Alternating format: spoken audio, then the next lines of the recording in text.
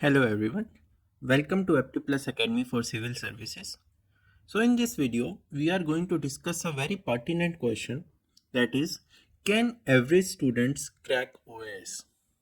ठीक है, तो आप विजुलाइज कीजिए कि एक नॉर्मल स्टूडेंट है एंड ही इज कंफ्यूज्ड, ठीक है, and he is having some notes, study notes, but they are scattered in nature, right, and he और she is getting average marks. तो क्या ऐसा student can they convert, can they transform into a OS officer? So the answer is yes. So in this particular video we are going to discuss that real roadmap which nobody explains, that how even an average student can transform into a OS officer. So let's begin. So the first thing is, how many of you think that the toppers are born intelligent? ठीक है, तो जब हम अपनी preparation start करते हैं तो हमारे माइंड में ये चीज़ आती है कि जो ये टॉपर्स होते हैं, जो ओएस ऑफिसर्स बनते हैं, ये ज़रूर इंटेलिजेंट ही पैदा हुए होंगे. But the truth is that most OS selections they are not made by geniuses, they are made by consistent strategic students. So यहाँ पर हम जो डिस्कस करने वाले हैं वो कोई मोटिवेशनल डायलॉग नहीं है. Now, what we are going to provide is practical reality based guidance. ठीक है, तो सबसे इंपॉर्टेंट चीज जो आप सबको समझने की जरूरत है, that this is the biggest lie, that only brilliant students crack OS, but the reality is something different. So OS it rewards consistency, ये बहुत ही जरूरी है. Now, they are not rewarding your IQ. तो एस्पिरेंट्स फेल होते हैं not because of poor level of IQ, but because they do not have proper strategy, they are not consistent, they are not doing smart work. ठीक है, so any civil services examination, it is more psychological in nature than intellectual, right. तो क्या करते हैं average students, they will start emulating the toppers, कि वो topper ने ये कोचिंग की थी, उसने ये बुक्स पढ़ी थी, मैं भी ये सब पढ़ूंगा तो मेरा भी आएगा rank. But this is wrong. If you are following, blindly following the topper routines, you are bound to fail.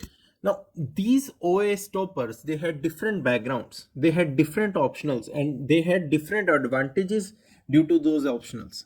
They had years of preparations behind them. तो जो आपकी प्रिपरेशन है, it should match your own strength, your strength. ठीक है, note some YouTube thumbnails.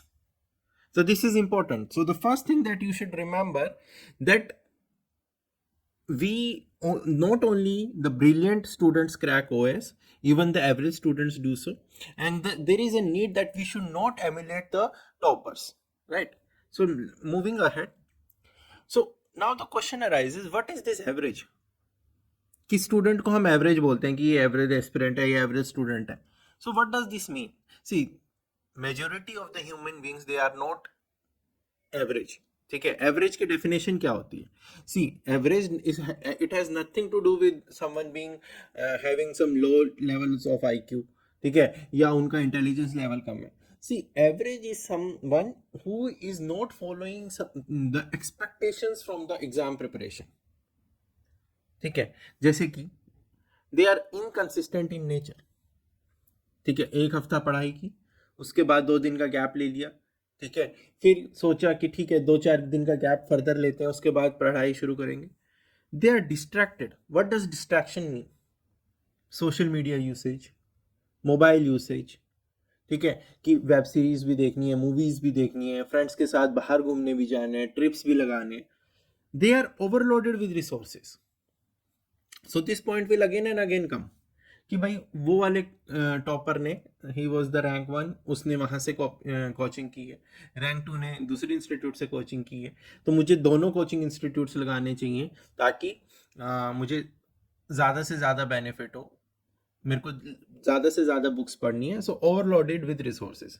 They are afraid of answer writing. And this is also valid for MCQ solving कि भाई अभी मेरा फोकस सिर्फ अपना कंटेंट तैयार करने पे है, ठीक है, आंसर राइटिंग बाद में होती रहेगी। आंसर राइटिंग का कोई बेनिफिट नहीं है, प्रीलिम्स MCQ सॉल्व करने का कोई बेनिफिट नहीं है। अगर मुझे कंटेंट ही नहीं आता होगा तो आंसर राइटिंग का क्या बेनिफिट है।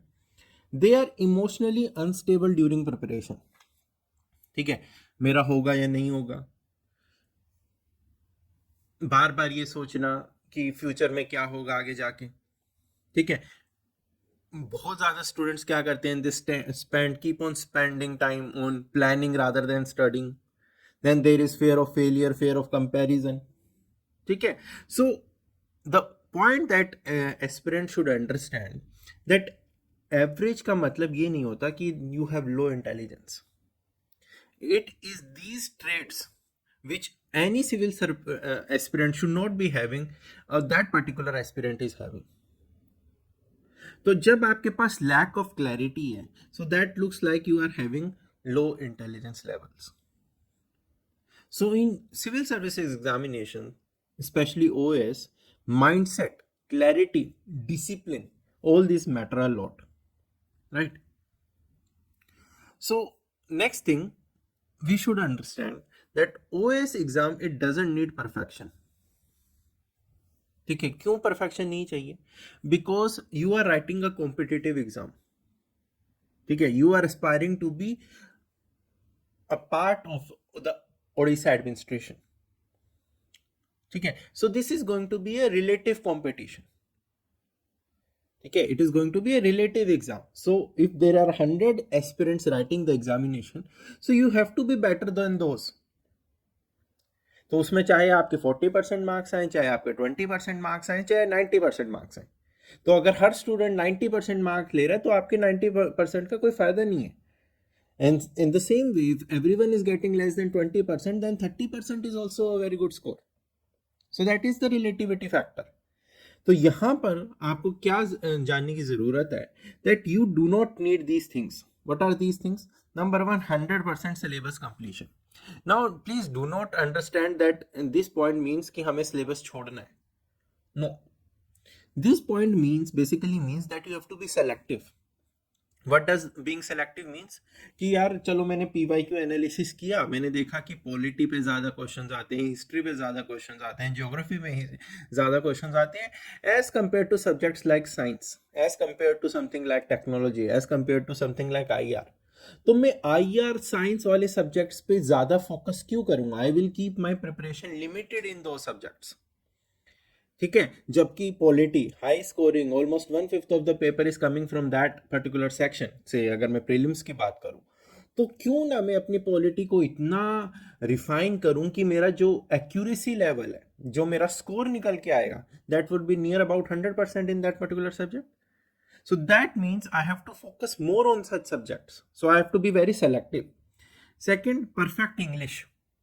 ठीक है, ये एक इंपॉर्टेंट फैक्टर है specially in state PCS examinations, and specially when you are writing say something like mains, कि भाई अच्छी इंग्लिश नहीं होगी तो ऐसे में कैसे नंबर आएंगे, कैसे मैं GS के आंसर्स टैकल करूंगा, कैसे मैं ऑप्शनल के आंसर्स टैकल करूंगा, एंड वाइस वर्सा. ठीक है, मेरी प्रिपरेशन उतनी अच्छी नहीं है बट मेरी इंग्लिश बहुत अच्छी है, I write very very flowery language. So the both the students they are bound to fail. क्यों? जो ये सोचता रहेगा कि इंग्लिश अच्छी नहीं है, मार्क्स नहीं आएंगे, वो बाकी प्रिपरेशन पे फोकस नहीं करेगा, वो अपनी इंग्लिश सुधारने में लग जाएगा, bound to fail. And on the opposite end, अच्छी इंग्लिश है, उससे मैं मार्क्स ले आऊंगा, again bound to fail. Then extraordinary memory, ठीक है, तो सबको लगता है कि भाई बहुत याद करना पड़ता है, बहुत फैक्ट्स हैं, फिगर्स हैं, रिटेन करना है, तो जिसकी ज्यादा अच्छी मेमोरी होगी वही कर पाएगा. सो that is not the case. So again and again you have to be very smart. अगर आपकी मेमोरी रिटेंशन पावर कम है तो भी आप एग्जाम को बहुत अच्छे से क्लियर कर सकते हो, लेकिन कंडीशन ये है, you have to be smart, you have to be selective. आपको पता होना चाहिए कि ये चीज करूंगा तो ये एग्जाम में आएगी. फिर मेरे को 15-15 घंटे पढ़ाई करनी पड़ेगी, 16-16 घंटे पढ़ाई करनी पड़ेगी, तब जाके मैं एग्जाम क्लियर करूंगा. So all these are nothing but myths. So what you need is, you need very strong basics, conceptual understanding, starting with the foundational study, that is your NCERTs. Then after having the foundation, after you complete your NCERTs, your standard books, you need to revise. This is very important. भाई history है, history अगर मैं आपने याद कर लिया एक हफ्ता लगा के, यू रेड से सम modern history from Lakshmikant from your class notes, sorry from Spectrum from your class notes, उसको रिवाइज भी तो करोगे, वरना याद कैसे रहेगा? So there should be a proper revision strategy in place.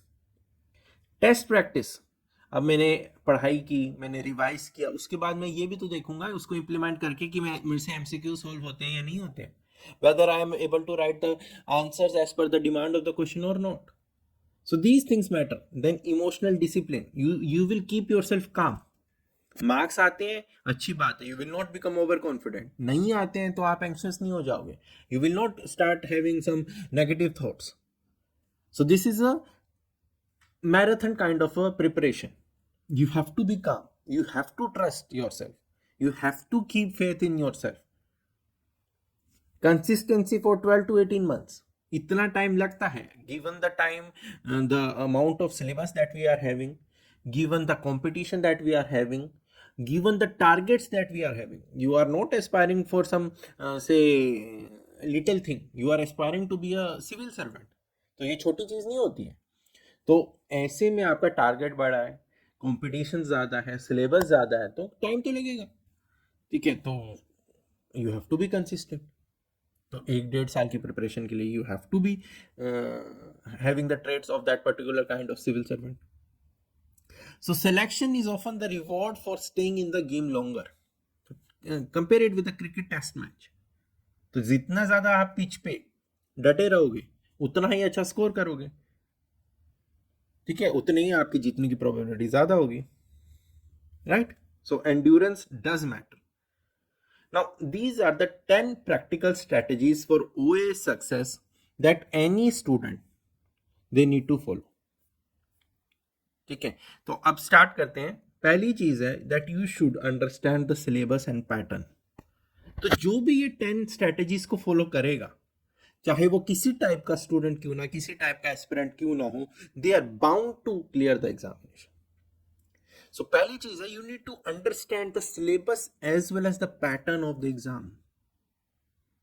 जब आप प्रिपरेशन स्टार्ट करते हो, आप खुद से पूछो कि क्या आपको पता है कि एग्जाम की डिमांड क्या है, इस एग्जाम में पूछा क्या जाता है. 3 स्टेजेस हैं, प्रीलिम्स, मेंस, इंटरव्यू. हर स्टेज की अपनी एक डिमांड है, हर स्टेज में एक तरीके से क्वेश्चंस बनते हैं. तो ये सारा एनालिसिस आप जब प्रिपरेशन शुरू करते हैं उससे पहले आपके माइंड में बैठ जाना चाहिए कि प्रीलिम्स की ये डिमांड है, these are the type of the questions, these are the dominant subjects. Current affair से इतना आता है, स्टैटिक से इतना आता है, स्टैटिक करंट को कंबाइन करके इतना आता है, सिंगल स्टेटमेंट इतनी आती है, मल्टीपल स्टेटमेंट इतनी आती है, रीजन असर्शन इतना आता है, polity, geography, history they dominate, Odisha related questions also come. ठीक है, analytical questions come, factual questions come, mains की ये डिमांड है, मेंस में एक्स्ट्रा ये पेपर्स है. तो ये सब clarity before you start your preparation you should be having in your mind. अब जब आपको ये क्लैरिटी हो गई, ठीक है, आपको सिलेबस पता लग गया, आपने सिलेबस बाय हार्ट कर लिया, आपने पैटर्न कर लिया. ठीक है, पैटर्न कैसे करेंगे? अब ये भी एक सवाल होता है. Obviously you will be going through the previous year question papers. ठीक है, उसके बाद जब आपने ये अपने ये घर पे बैठ के आपने एनालिसिस कर लिया, फिर आपको एक proper structured guidance ecosystem join करना है. This is important in today's world, this is very important. क्यों? कंपटीशन बहुत ज्यादा है. ठीक है, this doesn't mean that self study is not important. Self study is equally और more important, but guidance is also important. ठीक है, तो you have to join some proper guidance ecosystem. इसके ऊपर बाद में आएंगे. Then you have to read standard resources, standard books. This is very important now. See, the syllabus is vast. So the number of books, the number of resources that are available in the market, sky is the limit. तो अगर आप सब कुछ पढ़ने लगोगे तो and में आपके दिमाग में कुछ नहीं रहने वाला है. So you have to start in a very structured manner from the very basics, from the standard books that is your NCERTs. Then जो आपके फैकल्टी मेंबर्स आपको क्लास में बताएंगे कि ये इंडिविजुअल सब्जेक्ट के लिए ये रेफरेंस बुक है, ये हमारे क्लास नोट्स हैं, उनको कीजिए, ठीक है. That is more than sufficient if you do them multiple times. Couple it with the current affairs. That is your fifth point. You have to stay updated with the current affairs, right? So current affairs, national, international, state specific, तो ये चीज आपने ध्यान रखनी है. तो जब मैं OAS की बात कर रहा हूँ, तो अगर कोई भी सब्जेक्ट है, चाहे वो हिस्ट्री है, पॉलिटी है, इकोनॉमी है, ज्योग्राफी है, so not only you will be studying specific to say national, your Indian polity in general, so you will also be simultaneously reading Odisha polity. So that is a given. ठीक है. तो in the entire discussion that we are having, make sure, अगर मैं polity की बात कर रहा हूं तो I am also talking about Odisha polity. Geography की कर रहा हूं तो ओडिशा ज्योग्राफी की बात भी कर रहा हूं, right. Then you have to make short notes. तो अब बार बार थोड़ी आप लक्ष्मीकांत स्पेक्ट्रम को उठाओगे या ओडिशा स्पेसिफिक पॉलिटी की बुक को उठाओगे. तो हर एक चीज के लिए you should be making notes, short notes. ठीक है. ये तो मैं अपने स्टूडेंट्स को बार बार बोलता हूँ कि किस तरीके के नोट्स बनाने हैं, right. Say if there is a 300 pages book, so उसमें से मेक श्योर आपसे मैक्सिमम 10% नोट्स बनाओ. ठीक है. मैक्सिमम बोल रहा हूं. So gradually with time that will keep on reducing. ठीक है. Then revise regularly, daily revision. Initially we have to go with daily revision. Class में पढ़ा, जो क्लास में पढ़ा उसको रात में रिवाइज किया. So on a daily basis we are doing this practice. Then practice answer writing, MCQs. So ये ट्वाइस आ गया. So you have to practice answer writing, you have to practice MCQs on a daily basis, right. तो ये exercise कभी छूटनी नहीं चाहिए. At Apti plus we are doing this religiously. On a daily basis, the students of Apti Plus, they are provided with a sheet which has daily MCQs. We are providing them with daily editorials, below which they are provided with answer questions which they have to practice on a daily basis. ठीक है. तो जब आप ये चीज कर रहे हो, once you are reading something, once you are revising, then you are practicing, ultimately what comes is your then test. अब दो चीजें हैं. One is your mock test, ठीक है. Another is your PYQs, which are the real questions that came in the exam in the previous years. तो वो करो, वो अटेम्प्ट करो. Now these mock tests, they are of no use if you do not do the proper analysis of these tests.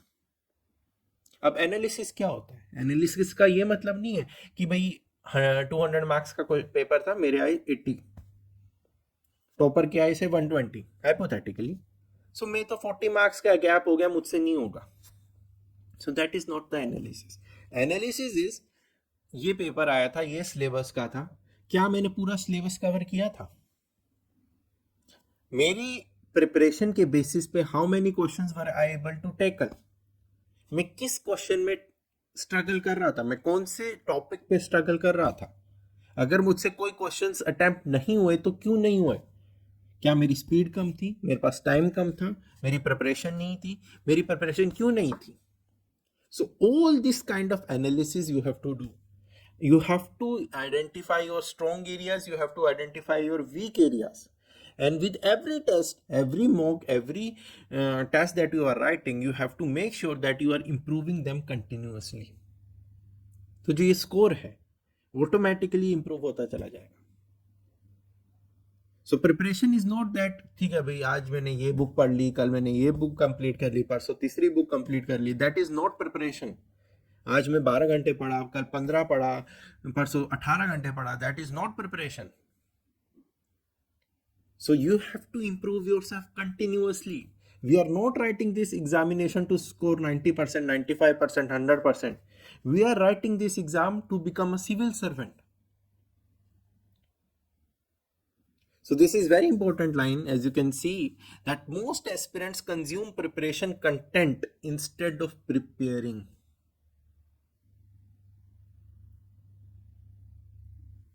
ठीक है, moving है.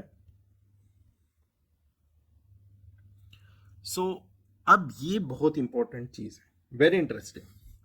हमें लगता है कि सिर्फ इंटेलिजेंट स्टूडेंट्स ही एग्जाम क्लियर करते हैं, right? But that reality is many intelligent students they fail the examination, especially your civil service examinations in general.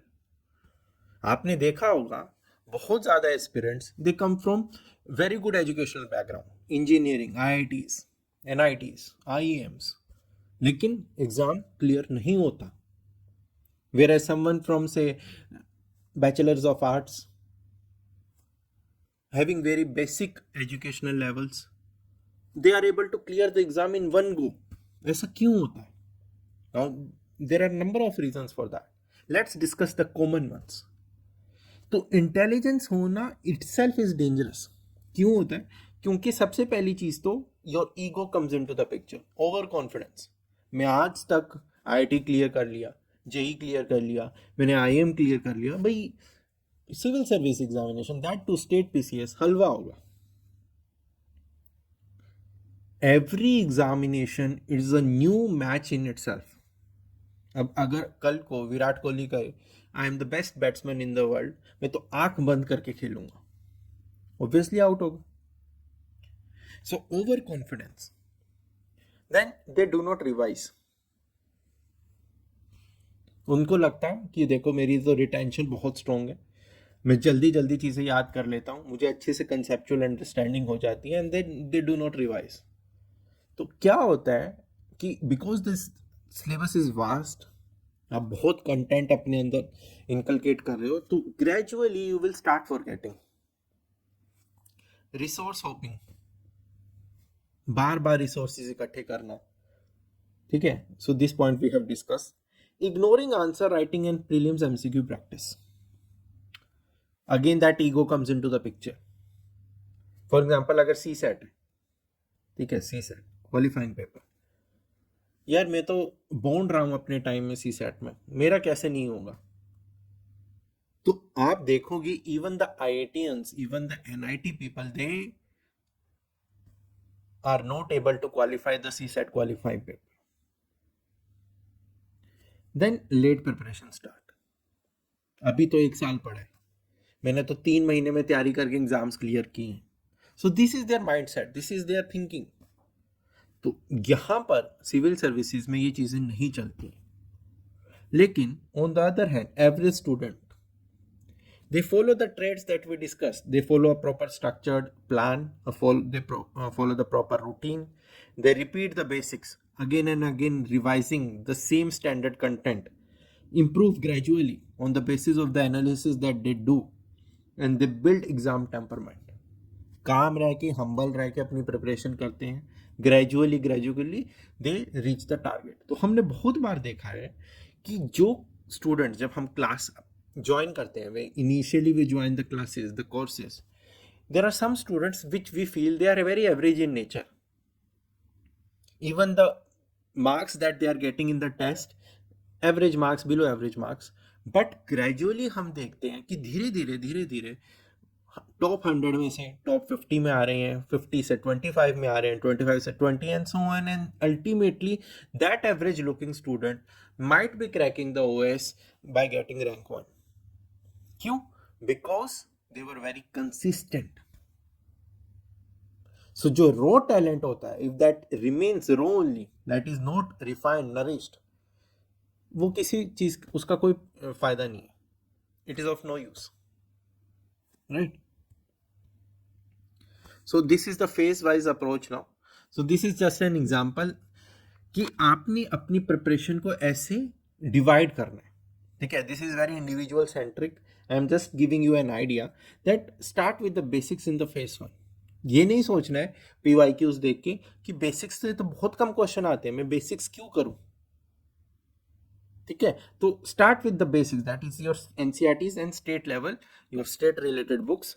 Then your standard books जो आपके फैकल्टी आपको बताएंगे, जैसे स्पेक्ट्रम हुआ, लक्ष्मीकांत हुआ, your coaching materials, those kind of things. Then your newspaper, be it Hindu, Indian Express, जैसे भी आपको comfortable. Once you have built the basics, you are doing revision, then you have to also do practice. ठीक है. तो कोई भी चीज, for example you are starting with polity, तो हर एक सब्जेक्ट आपका इसी फेसिस के हिसाब से चलना चाहिए कि पहले मैं कंटेंट तैयार करूंगा, मैं उसको रिवाइज करूंगा, फिर मैं रिवाइज करने के बाद प्रैक्टिस करूंगा, प्रैक्टिस करने के बाद मैं टेस्ट लगाऊंगा, टेस्ट लगाने के बाद मैं एनालिसिस करूंगा, on the basis of the analysis I am going to improve my self and finally I will achieve my target. तो focus is that we are preparing not to study. Our focus is that we are preparing to perform. We are preparing to clear this examination. That is our target. ठीक है. तो मेरे को polity में PhD नहीं करनी है, मेरे को पॉलिटी मास्टरी नहीं करनी है, मुझे बस पॉलिटी में जितने क्वेश्चंस आएंगे 2025 प्रीलिम्स में उनको क्रैक करना है. Right. So that is how you are going to properly structure your preparation. So these again are certain things which every serious aspirant faces. They will be doubting themselves. They will feel that they have been left behind. They will be comparing themselves with others. यार वो बच्चा बहुत marks लेता. ठीक है. There will be number of tests when you will be scoring very less as compared to others. ठीक है. बार बार give up करने का पॉइंट आएगा. So these things are very temporary and normal. हमें क्या करना है, इनको अपने ऊपर हावी नहीं होने देना. So this is the, if you are feeling this kind of things during your preparation, it means you are on the right path. But the condition is कि आप तैयारी कर रहे हो. सो दो तरीके के एस्पिरेंट्स होते हैं, बिना कुछ करे भी ये सब फेस करते हैं, तो हमें वो नहीं बनना है. लेकिन अगर आपको लगता है कि मैं सब कुछ कर रहा हूं जो एक सीरियस एस्पिरेंट को करना चाहिए, and still I am facing all these things, you are on the right path. Right? So remember this thing. So if you are an average student, if you feel that you are an average student, use these advantages. Try to listen to your mentors. Okay, your faculty members, people who have the experience. Okay, so try to follow the system, the guidance ecosystem that you will be joining. उसको अच्छे से follow करो. Stay humble and calm. Trust. Have faith. Anyone can clear the civil services examination. Respect the process. ठीक है. Improve steadily. Gradual improvement. ये भी नहीं कि एकदम से छलांग मार दी, टॉप 100 से सीधा फर्स्ट रैंक, वो कभी नहीं होता है. तो हमें खुद से ये पूछना चाहिए, ये नहीं ये हमारा क्वेश्चन नहीं होना चाहिए क्या तू इंटेलिजेंट है. खुद से ये पूछो, are you disciplined? Are you consistent? If the answer is yes, you are bound to clear the examination. Right? Now, this is the important thing, that structured proper guidance ecosystem which I was talking about initially, that is Apti Plus Academy. तो आपने देखा होगा, so many OS aspirants clear examination from Apti Plus year after year. Why is it so? Because Apti Plus is providing that ecosystem to them. जितनी भी अभी तक हमने discussion किया है, वो सारी details, everything is being provided by Apti Plus. Right?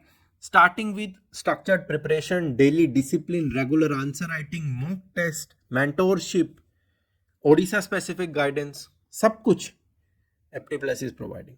So let's quickly take in a brief discuss this thing. So you will be getting 900 plus hours of preparation, and the important thing here is that there would be integrated preparation of IAS plus OAS.